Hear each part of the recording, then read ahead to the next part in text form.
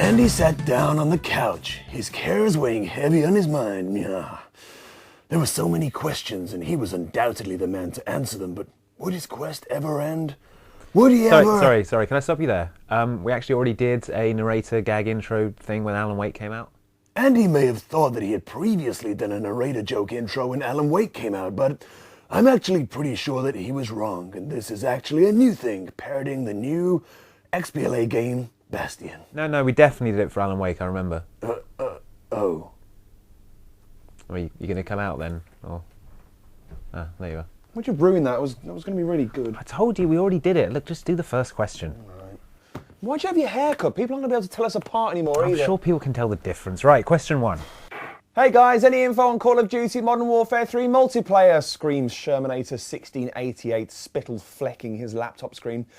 Well, Sherman, Activision traditionally likes to keep things like multiplayer details close to its chest so it can fire them out to a cannon full of $100 bills and priceless Renaissance artworks at a big media event close to launch. So they'll probably have a big multiplayer details blowout at the Call of Duty XP event taking place in Los Angeles this September.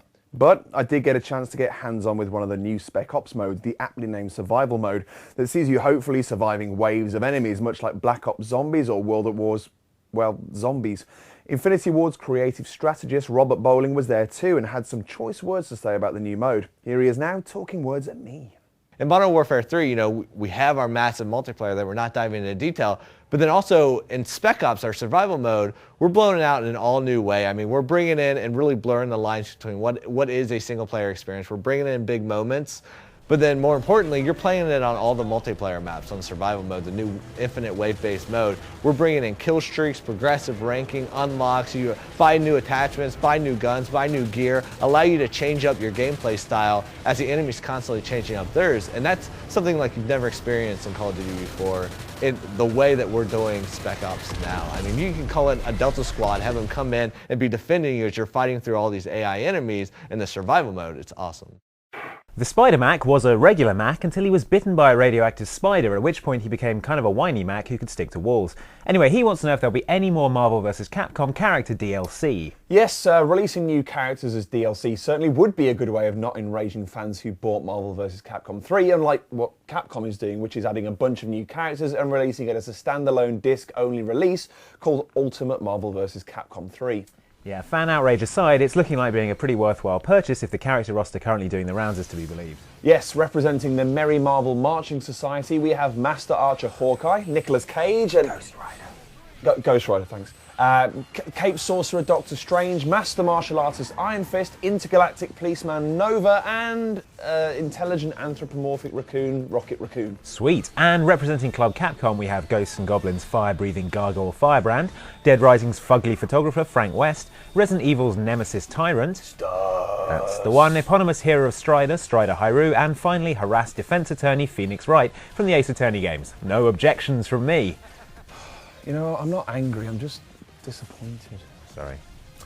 In addition to the exciting and flashy new characters, there'll be new stages, a host of balancing changes to the original roster, improved online matchmaking, the addition of a spectator mode if you just fancy watching, and slight tweaks to the X Factor, aerial exchange, and hypermeter systems. So sadly, it is a disc-only release, but if you've been holding off buying MVC3 or just can't resist the lure of new fighters, then you'll be able to get your hands on this Ultimate Edition this November.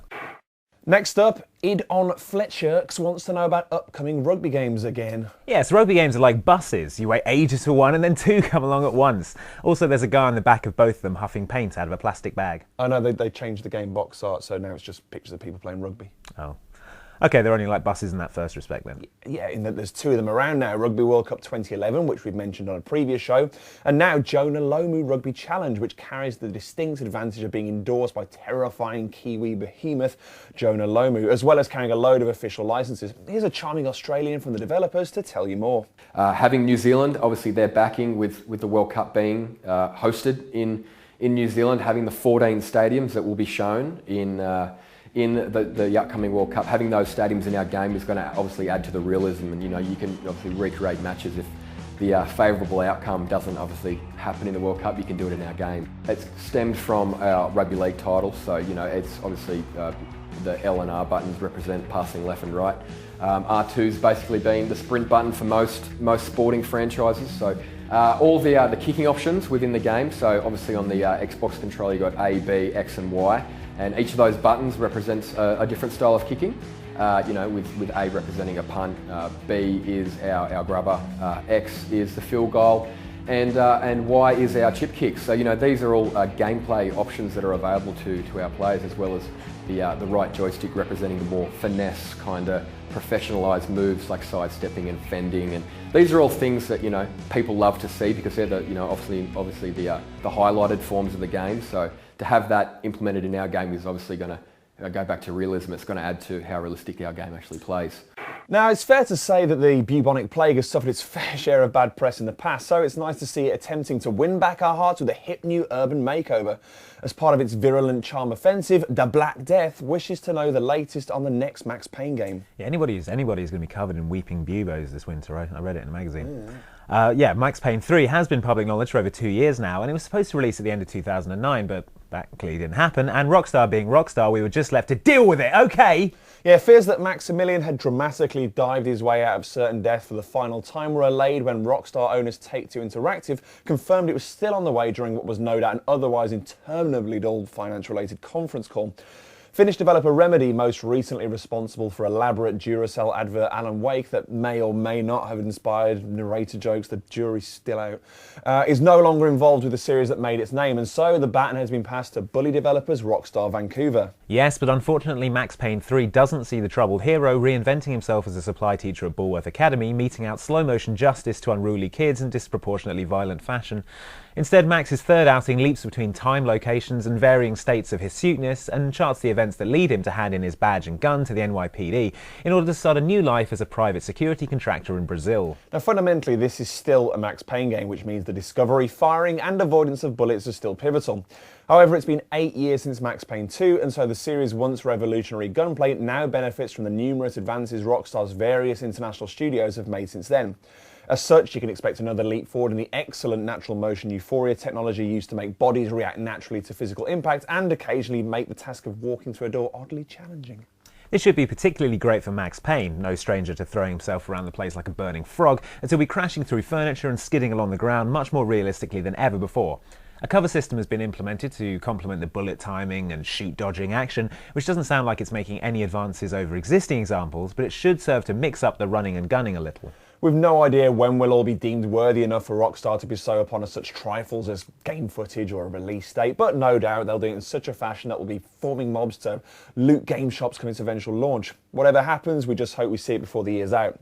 Of course, there's still the matter of Rockstar's other mystery title, Agent, first announced in 2007 and supposedly set during the peak of the Cold War. Actually, forget I said any of that. Oh, look, another question. Yeah, nice. Pink Ranger 07 has taken some time out of her busy schedule of transforming into a pterodactyl dinosaur to ask us about GoldenEye coming to the Xbox 360. Well, you're right, Kimberly. It is a rare game. In fact, because of rights issues, the original GoldenEye will probably never see the light of day on Xbox, which makes it pretty astonishingly rare, if you ask us. I think she means rare with a capital R. Oh, well, the good news is that while the original old-school GoldenEye will probably never grace our Xboxes, GoldenEye Reloaded will. It's a reimagining of the original GoldenEye with all-new whizzy graphics, an updated story and Daniel Craig's grimacing mug plastered over Pierce Brosnan's to bring it in line with the current Bond series. What goes on in this game is none of his business. Yes, as Dan says, this is a reimagining rather than a straight port of the original game, so while you still play as Bond, still search for Trevelyan, and still bump into Urumov, Mishkin and Xenia on the top, the whole thing feels much more like one of the current Bond films with their predilection for Daniel Craig to gruffly shout at people and then throw them down a flight of stairs. And the game's celebrated multiplayer will be included as well, either with 16 players over Xbox Live or for 4 players locally split screen, old school style. There's also new MI6 Ops missions that include new levels and are based around 4 different challenge types: assault, elimination, stealth and defense. It's due out this autumn and we'll hopefully bring you more on it before then, as long as Daniel Craig doesn't gruffly shout at us and throw us down a flight of stairs. Eddie Watson wants to know what's going on with Catherine, Atlas's... What's wrong? Well, I was going to do the standard genre intro, Ubisoft's first-person shooter or Activision's horse grooming simulator for Catherine, but... Oh, right. So Atlas's puzzle horror dating sim? Atlas's platform adventure interactive anime? Atlas's massively confusing allegorical psychosexual manifestation. Yeah, let's go with that. So it's that. Put more simply, you play a man named Vincent who has a dead-end job, a long-term girlfriend called Catherine with a K, and who spends his evenings at a bar called The Stray Sheep. Vincent then meets a girl called Catherine with a C, who he becomes involved with as well. This leads to Vincent having nightmares where he has to scale huge blocky staircases that are slowly collapsing under him by pushing and moving blocks to create a path for himself. Somewhere on these staircases is usually a massive manifestation of one of Vincent's phobias, which will then try and kill him, like a baby that throws chainsaws out of its mouth, to cite but one typical example. When you're not having nightmares, you're hanging out in the bar, talking to your friends, reading your text messages and piecing together exactly what's going on. Right, with you so far, I think. The game is certainly stylish with its lush anime visuals and a nuanced morality system, far more subtle than the black or white choices you offered in most games. It also deals with adult themes in an impressively mature way. Themes of sex, relationships and commitment all feature in the story, and the way you act throughout the game influences the way your story will progress, leading to one of a number of different endings. Now, while literal manifestations of infidelity guilt might not seem like everyone's favourite genre, Catherine has been really well received by critics and is currently averaging an impressive 84 on Metacritic. So it's good news then that the game is getting a European release, now that it has a publisher in the form of Dead Island publisher Deep Silver. Of course, an actual release date would obviously be far too much to ask for, but rest assured, Eddie, it's on the way, so you won't have to wait too long for the horrifying yet confusingly sexy nightmares to begin. Kill Erda Viawi likes his apocalyptic armaments and wants to know what kind of weapons we're going to be using in Darksiders 2. Well, seeing as you play as Death, I'm going to go with Scythe. Well, yeah, but there's more to it than that. Scythe that shoots sickles? Look, this guy explains it better than I do. You shut up. He's got a pair of scythes, but over the course of the combo, they'll actually merge together to form a larger weapon so that he can deliver heavier strikes. It just depends on the particular move that players are doing or the rhythm or the cadence of the combat, and it's something that we went with to be more expressive, to have a little bit more fun with. It's nice to have something that you can animate and change shape with.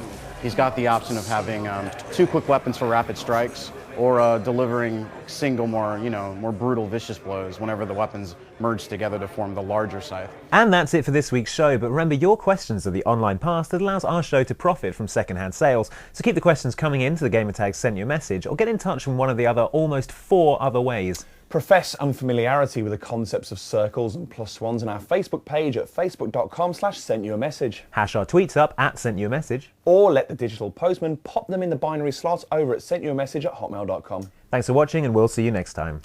Can I have that Catherine disc? It's for, I don't know, let's say research.